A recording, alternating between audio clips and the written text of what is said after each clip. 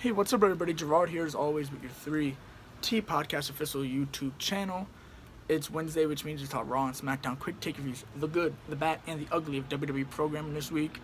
This was the Go Home episode to Clash of Champions, but I won't be giving you predictions for this one because I partaked in a collaboratory episode of the Wrestling Burrito Podcast with Coach Jay and Matt, where we ran through our predictions going head-to-head to see who got it right. Tuning into that. They're cool dudes, dope podcasts. Looking forward to working with them again. Now, let's get back into the review.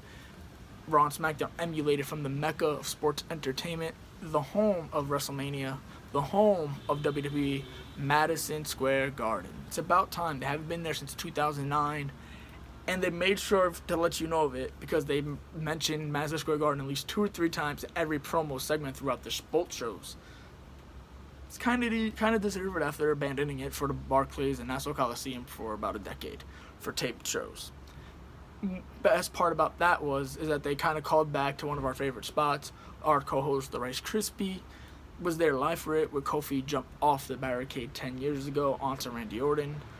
And they redid it again here on SmackDown on Tuesday night. I love callbacks to past stuff and past feuds. It shows long-term booking. Even if you're not intentionally long-term booking, you could still use past storylines to make current storylines even better. Kofi and Randy Orton is the biggest example of that. I have not had one complaint about the feud. Now, for the ugly of the WWE programming this week, 2 things come out to mind. Lacey Evans versus Natalya. That feud is a cold feud. It's like ice cold. It's like Siberia cold. It's like Antarctica cold. It's like the polar ice cap cold. Yeah. The best part about that match was the crowd going YERRR throughout. Secondly, Shane McMahon and Kevin Owens have reignited their feud, and it kind of put a damper on the SmackDown final, the King of the Ring. Unfortunately, Elias did suffer a non-kayfabe ankle injury, so he had to be pulled out. And I guess their way to doing it was to reignite the Owens-Shane feud and put a damper on Chad Gable's big win leading into the finals. Secondly, to piggyback off that quick, I'm kind of disappointed that it's not on Clash of Champions and they moved it to Raw next Monday. But I guess you can't have so many matches on the card. Now back to the Shane and Kevin Owens stuff. They did the whole, if you don't count the pin for me, you're fired, or your fine comes back. And it kind of devolved the whole point of the match.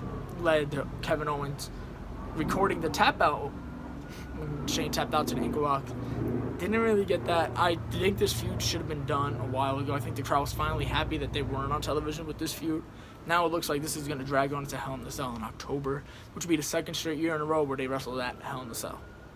Yeah, let's hope not.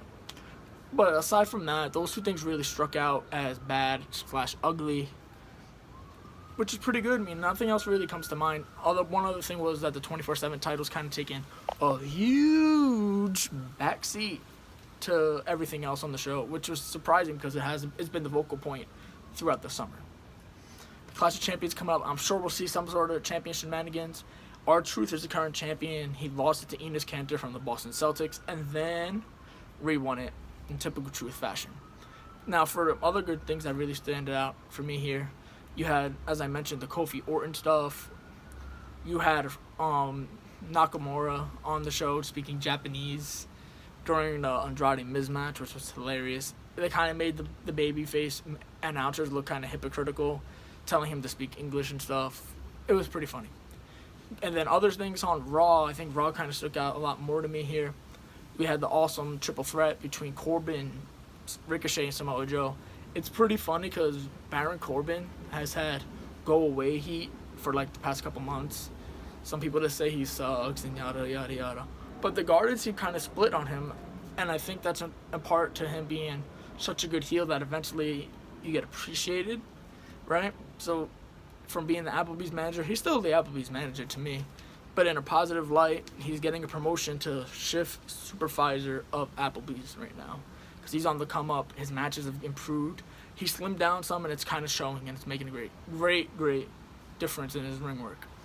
Now, one thing that was the focal point of both shows here was the inclusion of legends of the Attitude Era past. You had Stone Cold for Raw, Undertaker on SmackDown. I liked Austin's stuff more, My only complaint was that they kind of ran out of time and they had to run him out after Cedric picked up his win against AJ. Kind of dampened his moment, which I don't think they should do. I think when you have Gable and him, Cedric, that being both main eventing Madison Square Garden, it's showing you that they're trying to get new guys over, and it's two factors that are kind of holding them back. One, it's the fan base not latching onto guys. Two, I think you dampen big moments like that when you have someone else come out right after that, or an angle happen right after that, like the Shane thing or Austin coming in. I'm sure they ran out of time on Raw. I think they're still adjusting to not having that 11:05, 11:07 slot. I hope. Well, I mean, I know they're going to continue pushing Cedric. I'm not too sure about Gable yet. I'm high on both of them, and I'm really looking forward to both the King of the Ring final on Raw this upcoming Monday and Cedric versus AJ. Potential match of the night right there. Now, Austin looked pretty funny. He did the typical what stuff, the beer bash, stunnering AJ. Who would have thought, 6-7 years ago, you're saying AJ Styles will be on Raw, emulating from Madison Square Garden with Stone Cold Steve Austin stunnering him. Nobody would have got it. And then Undertaker on SmackDown chokeslammed Sami Zayn after being interrupted by Sami Zayn. The Sami shtick is really starting to catch on as a heel gimmick, and I think it also makes Nakamura more hateable as a heel because they can't really get him over as a heel by himself because he's pretty likable in the ring and he's funny, charismatic. But yeah, that was pretty good. I mean, I like inclusion of that. But now the real main thing for both shows, which I love, and I think this is a great point to make, WWE's programming is at its best when the women's division is the focal point. I know it's kind of a hot take, but look back to Ronda Rousey when she was champion. The title meant something.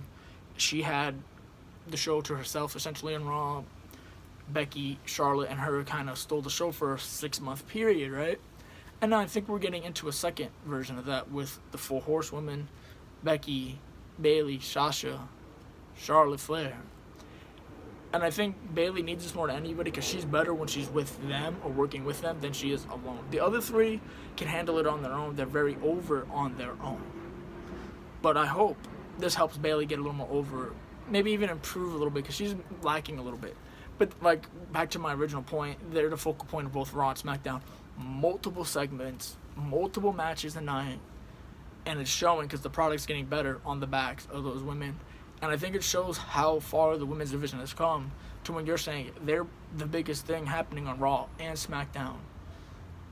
When you have every big title match on the horizon, on Clash of Champions, if you're asking people what they're looking forward to the most, I would say between 80 to 90% are going to say Becky versus Sasha. And that's a great way to sum it up here. I'm going to give both shows a 7 out of 10.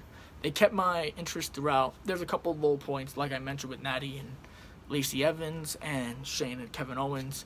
Other than that, I think they're continuing to get more consistent with their booking, and I think they're starting to get a vision instead of doing stuff week to week. I think there's actually some sort of long-term plans coming.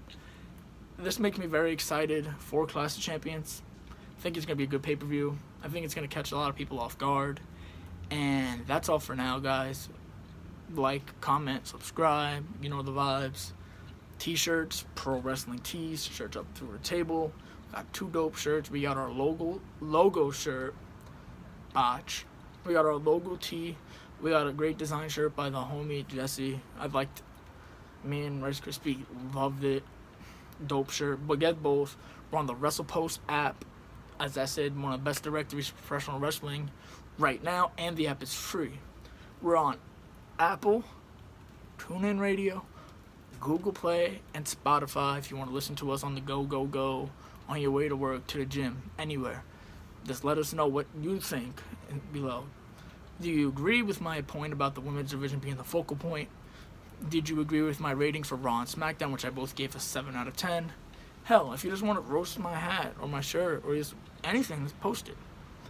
And that's all for now. This is Gerard from the 3T Crew signing off.